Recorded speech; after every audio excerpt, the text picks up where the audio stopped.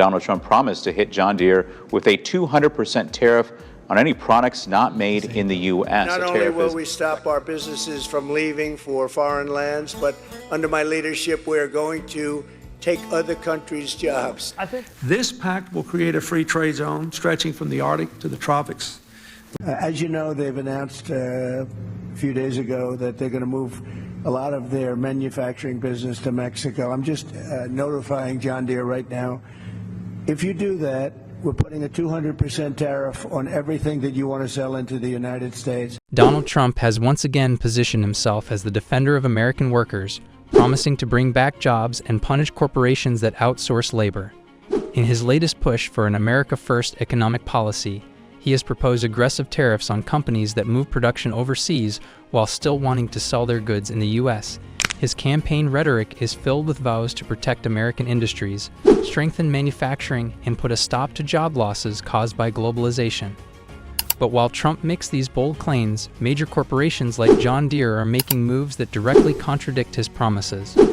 The well-known American manufacturer has announced significant layoffs in the United States while shifting production to Mexico.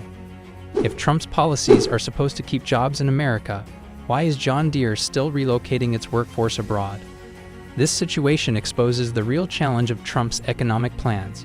Corporations will always prioritize profit over political promises, and tariffs alone may not be enough to change that.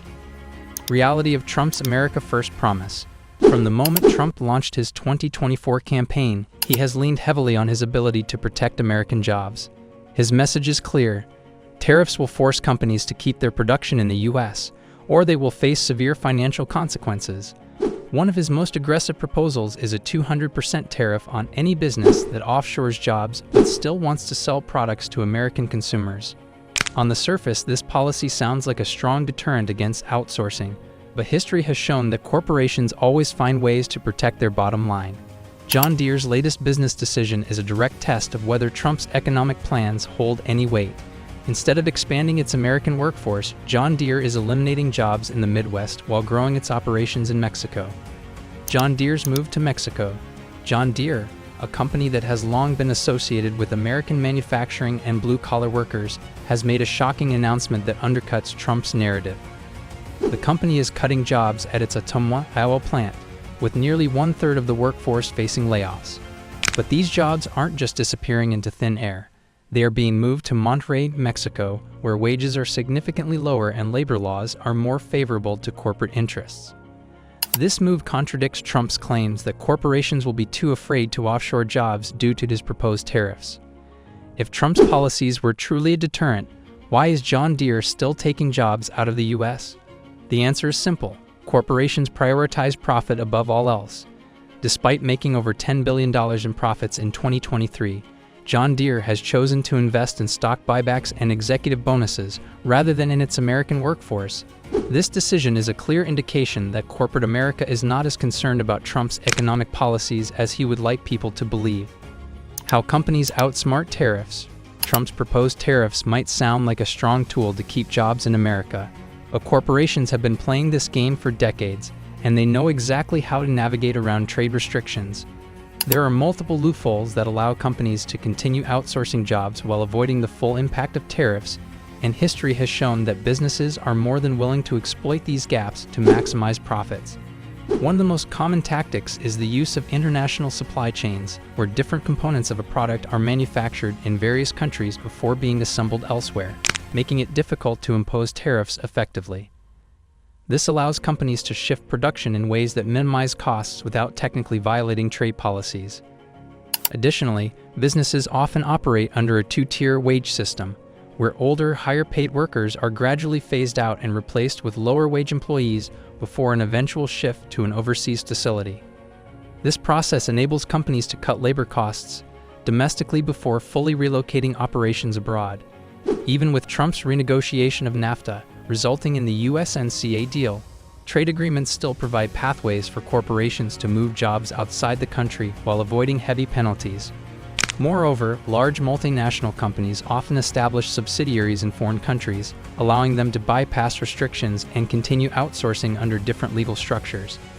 These strategies highlight the fact that tariffs alone cannot stop outsourcing. Without a more comprehensive approach that includes stronger labor protections, corporate accountability measures, and incentives for domestic production, American jobs will continue to be at risk despite trade barriers. The workers fight back. The John Deere layoffs have sparked outrage among workers and labor unions, many of whom have already fought hard to protect their jobs. In 2021, thousands of John Deere employees went on strike, demanding better wages and job security. Their efforts resulted in a stronger contract, but just a few years later, the company is cutting jobs anyway. This isn't an isolated incident. The same pattern has been seen with other manufacturers. Case IH workers launched a 260-day strike, one of the longest in modern history, only to face mass layoffs after securing their contract. These incidents reveal a troubling reality. Even when workers fight for better conditions, corporations find ways to undermine them. The power imbalance between multinational corporations and the American workforce is staggering, and without stronger policies, workers will continue to lose in this battle. Can Trump's plan actually save jobs? Trump's tariffs alone are unlikely to stop the wave of outsourcing. While the idea of punishing corporations for offshoring is politically popular, real economic change requires a much deeper restructuring of trade policies, corporate tax incentives, and labor protections.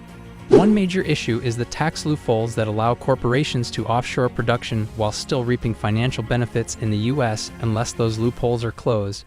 Tariffs will only serve as a temporary speed bump rather than a true deterrent.